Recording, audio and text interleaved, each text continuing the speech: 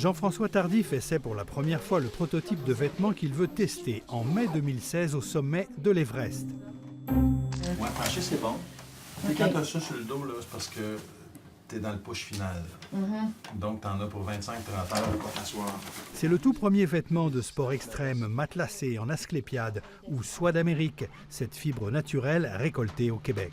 C'est chaud à date, en tout cas. C'est chaud, hein? Ah oui, c'est pas pire. Nous allons présenter ici la différence de comportement des plumes et du duvet par rapport à l'asclépiade.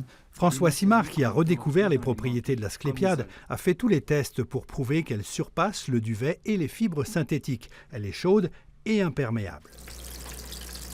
L'asclépiade repousse l'eau et ne se déforme pas. La plume ou le duvet s'affaisse au contact de l'eau, ce qui réduit d'autant la résistance au transfert thermique.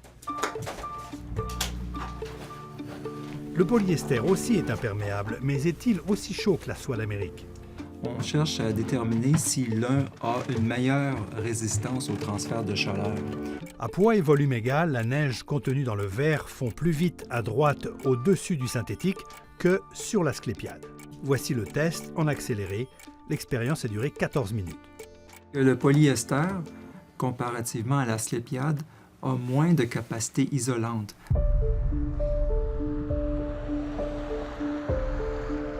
Reste à tester dans la vraie vie le prototype de vêtement. Donc ça, c'est le tout premier manteau En asclépiade. Ah oui. Ouais, c'est le premier. Il est tout chaud. C'est moi qui le porte.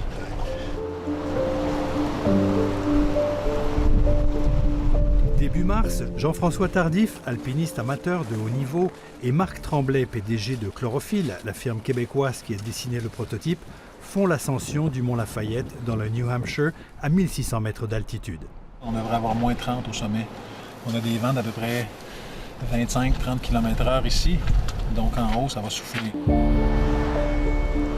Les sommets des montagnes blanches, comme le mont Lafayette, ont la réputation d'avoir un des pires climats de la planète.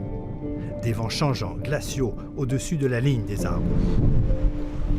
Comment c'était? Toi? Venteux? Moi? Marc et Jean-François ont trouvé les conditions difficiles. Beaucoup de neige. 6 heures plus tard, ils sont revenus à la base. On est resté en haut 20 minutes, moi. C'est quasiment trop chaud. La performance de l'isolant, c'est chaud, il n'y a pas de problème là. On est très satisfait comme premier test. Là. Au café du coin, les deux randonneurs confirment que l'endroit était le bon pour les essais. Température froide, très froide en haut. Certainement moins 30 et plus. Là. On a eu un white-out en haut, donc on ne voyait plus rien. Les 2 caméras que nous leur avions fournies n'ont rien vu non plus. Au sommet, elles étaient gelées. Elles n'ont pas fonctionné. Il y avait 2 choses, c'était de tester le produit en tant que tel, le fit, la technicité du produit, comment ça bouge, comment ça travaille, et aussi la chaleur. La chaleur, je pense que c'est assez concluant. Moi, je pense qu'il va falloir en enlever. Mais ça, c'est Chlorophylle qui va valider ça avec François Simard chez Protextile. Lafayette. Ça a bien été. C'est un peu chaud, en fait. Ouais, tu as trouvé ça un peu chaud. Trop chaud. C'est vrai qu'il y avait 2 couches là-dedans, comme tu peux voir, c'est ça qui est à l'intérieur. Peut-être que si on en mettait seulement une, ça serait suffisant. Puis le chaud va être plus compressible, plus léger. Oui, c'est ça, ça va enlever beaucoup de poids.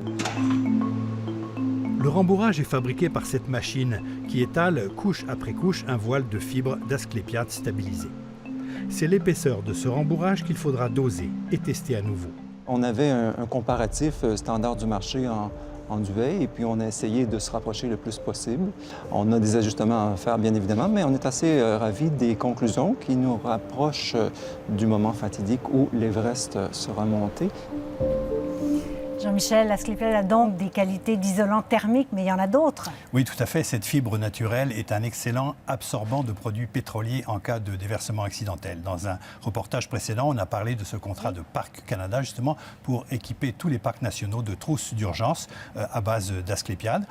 Et donc, pour l'instant, à l'usine de Granby, on voit ces containers qui vont partir. Et toute la récolte de 2014, donc la première fois qu'on a récolté de l'asclépiade qui a été semée, on appelle ça le soyer du Québec, est épuisé.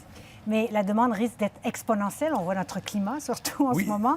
Est-ce qu'ils vont être capables de fournir à la demande? Alors c'est le défi évidemment, mesurer la demande, l'offre. Beaucoup d'agriculteurs sont intéressés. On a récolté 20 hectares cette année. On parle de 200 hectares l'an prochain, c'est énorme. Et on a annoncé la création d'une première usine de transformation en dehors de l'usine expérimentale de Granby à Saint-Tite en Mauricie, là où s'est formée la première coopérative d'agriculteurs qui a pris le nom des papillons, fameux papillons monarques. Très bien. Alors, vous continuez de suivre cette fascinante histoire pour nous. Merci, Tout à fait. Jean-Michel. De rien.